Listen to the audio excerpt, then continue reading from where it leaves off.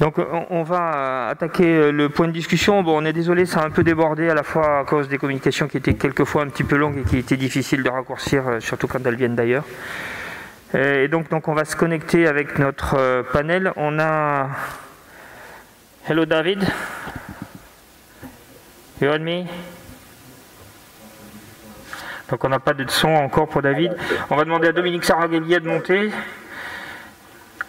Okay, I can hear you now, thank you. We are sorry for the late because we are very short in a time. We have different questions between the surgery and the technique.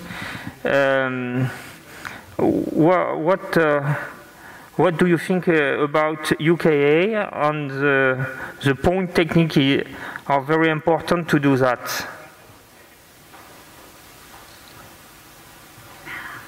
That's right, and I think the technical points are extremely important. I hope Andrew would agree with me that when we take on unicompartmental resurfacing, we actually should visit and we should get instruction in the very important technical points that allow us to make a good surgery, because a lot of the revisions for unis are due to surgical error. Okay, and Andrew, do you have can you give me your point of view, please? Yeah. So, of the important point.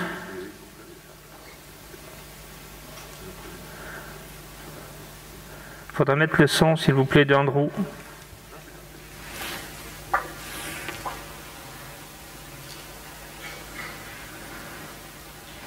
Sorry, Andrew, we don't heard you.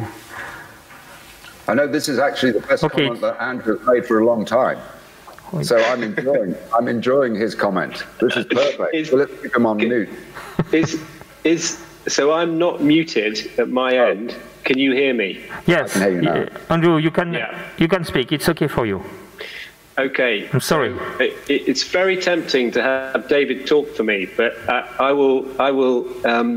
I'll actually agree with David. I think the technical, anybody who, as I always end up doing, agree with David, that the unicompartmental the technical aspects of it are truly important. And actually, I would say that is the same as any form of arthroplasty. There's no difference. It's just you have to understand the nuances of unicompartmental replacement and to get them right. And they are specific for the system you're using, and they're specific for the technology you're using. They all have their issues. And the whole time we're trying to drive forward to try and make the procedure more reproducible. Because the anxiety that people have is if you're against unicompartmental replacement, you say that unicompartmental replacement is an amazingly technically difficult operation, and I would argue that that arthroplasty in itself, there's no difference. It's a different set of challenges for you, and technology and instrumentation can really help you address those. Ok, thank you Andrew.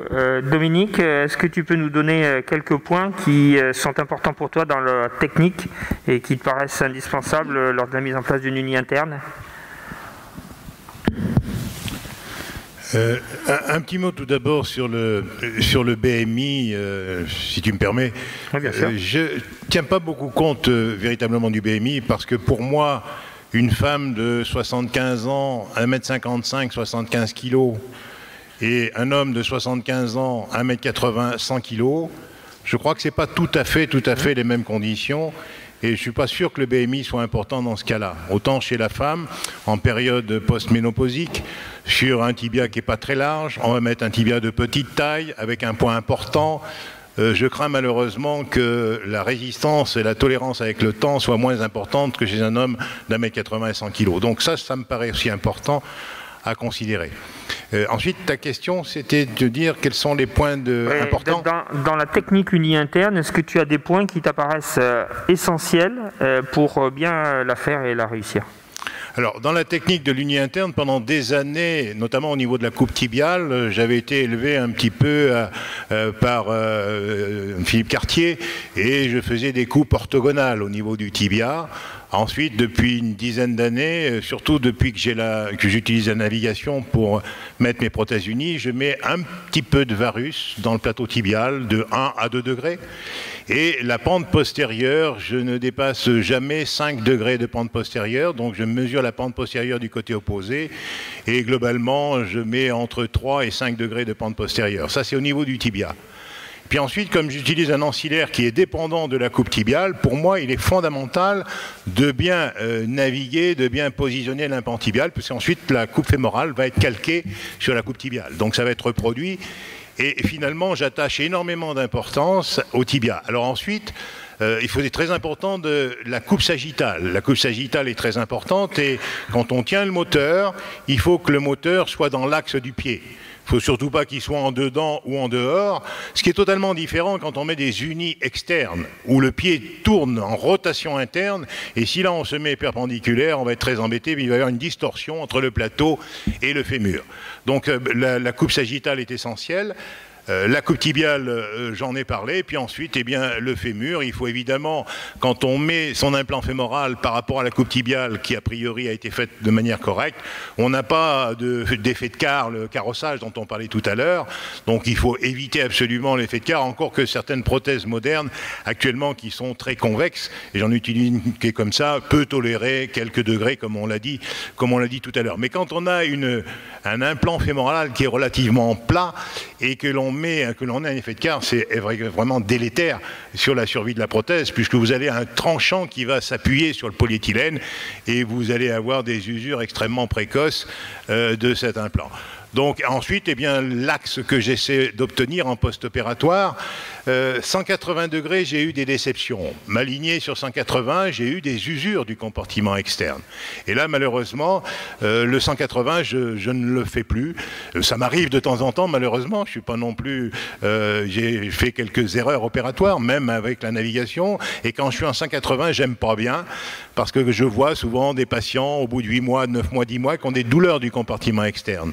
Autant qu'ils sont un petit peu douloureux, ça va, mais quand je les vois se pincer en chousse au bout d'1 an et demi ou 2 ans, ben, je me suis dit, j'ai pas été bon.